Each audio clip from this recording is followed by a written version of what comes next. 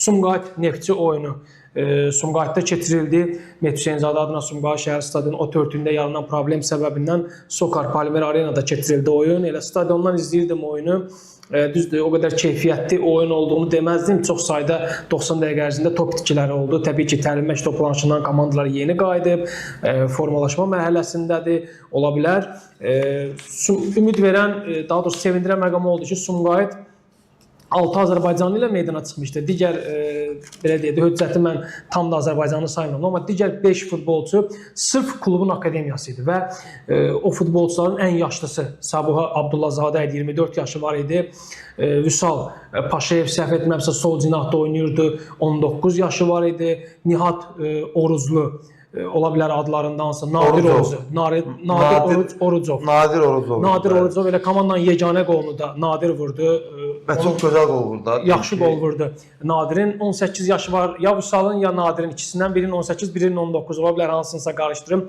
Qapıcı Fərzullayevin 21 yaşı var. Yəni kifayət qədər gənc yaşda. Sonra Nihat Əhmədzadənin 21 yaşı var. Yəni 19-20 yaşında futbolçuları belə oyunlarda komandanın güvənməsi sevindirici məqamdır. Sırf öz akademiyasını yetirmələrinin olması sevindirici məqamdır. Bəli, təbii ki, nəticə Sumqayıt adına xoş olmadı. Komanda açıq-aşkar görsəndi ki, çempionata hazır deyil. Və işin maraqlı tərəfi odur ki, həmin o gənclər daha yaxşı oynadı, nəinki o digər legioner futbolçular. Bilmirəm, bəlkə də eləsi var, zədədən yeni qayıdıb, eləsi var. Ümumiyyətlə 3 gün, 5 gün əvvəl komandaya qoşulub və ümumiyyətlə Sumqayıtda çox ciddi itkilər var idi.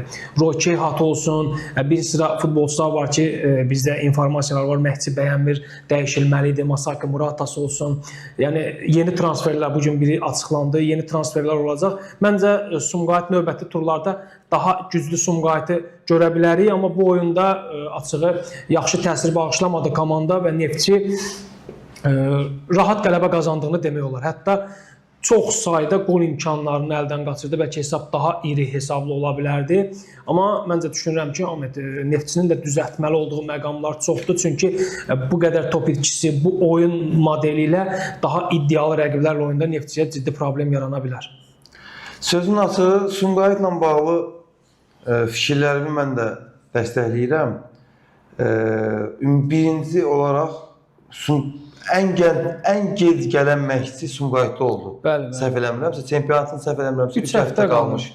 Yəni bu artıq bir komanda üçün sözün açığı həqiqətən də çox gecdir. Çünki o məşqçi gəlsin, fiziki durum baxımından hazırlamaq komandanı necə hazırlayacaqsan, taktiki baxımından necə hazırlayacaqsan, yoldaşlıq oyunlarının azlığı necə hazırlayacaqsan, yəni sözün açığı məşqçi baxımından və çempionatı gedişmiş qərardır. Çempionatı tanımır məşqçi, ölkəni tanımır, adaptasiya, hələ özünün adaptasiyası bir tərəfə. Yəni komandanı hazırlamaq baxımından belə çətinliklər var və üstə gəldə sən qeyd elədiyin kimi 3 gün, 5 gün bundan qabaq açıqladığı futbolçular Sumqayıt komandasının hələ bu gün açıqlanan futbolçular. Yəni sözün açığı çox gec məncə qərarlar verilir. Qərarlar verilir. İndi bunların səbəbləri nədir biz bilmirik onu. Təbii. Amma burada sevindirici məqam sən də qeyd elədin ki, o Sumqayıt Akademiyasının o futbolçuların meydanda olmasıydı, hansı ki hamısı deyim sən ki, çox özlərini yaxşı tərəfdən göstərə bildilər. Sadəcə onların yanında elə bir futbolçular olmalıdır ki, söhbət legionerdən gedir də, yəni əcnəbidən. Ən az 2 dəfə bundan yüksək və səviyyəsi yüksək, keyfiyyəti yüksək. Ən azı o futbolçular ona baxıb, yəni özlərini meydanda rahat hiss eləyə bilsinlər ki, tutalım ki, mənim yanımda məsəl üçün deyirəm, X bir futbolçudur, çox yaxşı ustalığı var məsəl üçün və yaxud da X bir müdafiəçidir, o özünü oyun içərisində o qədər rahat hiss eləyir və o yanındakı gənc də onu görəndən sonra artıq ona da belə deyək də bir motivasiya gəlir ki, mən səhv belə eləsəm, məsəl üçün deyirəm, Amid səhv eləsə Xanoğlan buradadır. O mənə kompensasiya eləyəcək. Amma bəlkə də elə futbolçularda birinci turdur. Yəni bilmirik, ola bilər ki, dəyişikliklər olsun. Amma gəlin etiraf eləyək ki, mən Sumqayıtı çox sevirəm həqiqətən də. orada əziz insanlar var mənim üçün. Bilirəm oradakı azarkeşlərdən də mənim də çıxış eləmişəm Sumqayıtda 2 ilə yaxın. Yəni istəyənlər çoxdur. Amma gəl etiraf eləyək ki, bu günləri bütün komandaların arasında mən də çempionata ən hazır olmayan komanda Sumqayıt. Təbii. Bu açıq-aşkar hiss olunurdu ki, komanda hazır deyil, gecikir komanda. Sadəcə Sumqayıtı bəlkə də bir qədər sevindirəcək qərar oldu ki, sabahla oyun təxirə salındı. Hələ bir həftədə daha artıq zamanı olacaq ki, komanda ilə məşğul olsun. Təbii ki, iddialar sırasında görməyimiz mümkün deyil. Düşünürəm ki, 7-8-ci sıralar Bu arada Səbuhi də zədə alıb. Bəli, elə ona xüsusi toxunacaqdım. Ahmet qırmızı vərəqə aldı və qırmızı vərəqə alandan sonra paltar dəyişmə otağına gedən yolda qapıya vurduğu, əsəbindən qapıya vurduğu zərbədən sonra bir xoş olmayan hadisə ilə üzləşib, qapının şüşəsi qırılıb ayağına düşüb, çox ağır xəsarət alıb. Sevindirici məqam odur ki, ilk iddiaları oydu ki, ümumiyyətlə karyerasını bitirə bilər, vətərləri zədələnib. Amma yaxşı ki, bugün keçən əməliyyat uğurlu olub və həkimlər bildiriblər ki, karyerası ilə bağlı bir təhlükə yoxdur. Niyə də? Niyə? 5 ay təxminən, 4-5 ay. Nədir? Bir dənə getdin, vurdun tutalım ki də. Valla, yəni mən başa düşmürəm belə. Çox çətin dönəmidir deyə qınamaq, tənqid etmək istəmirəm. Niyə çətin dönəmidir ki? Yəni hazırda, bəli, hazırda elə bir məqamda ki, bu elə futbolçu da deyil, yəni deyirsən elə onaca bəli, aqressiv kiməsə nəsə eləsin. Təbii, ola bilsin ki, futbol olsun, emosiya oyunudur. Futbolun içində bəzən olur. Komanda məğlub olurdu 3-1 və elə bir məqam idi ki, Ahmet, orada komanda fərqi azaltmışdı 2 topa və tələsirdilər ki, növbəti qolu bəlkə vursunlar. O məqamda Bren Almeida topu götürüb oyunu ləngitdi. Sanki emosiyalar bir-birinə qarışdı.